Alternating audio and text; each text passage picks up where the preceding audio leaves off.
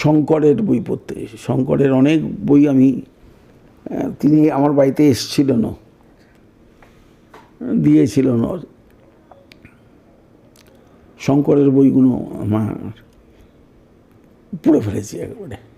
দ্বিতীয় হচ্ছে যে সুচিত্রা ভট্টাচার্য নিয়ে ভ্রমণ কাহিনীর উপর যে কত সুন্দর লেখা, নিতিন মাসি শুধু নয়, কত ভ্যারাইটি লেখা, সেটা শেষ করেছি।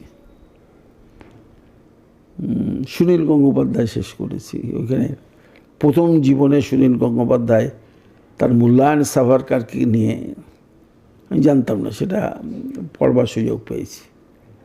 তারপর অনেকটা ধর্মচর্চায় চলে গেছি। গীতা পড়লাম, অন্তত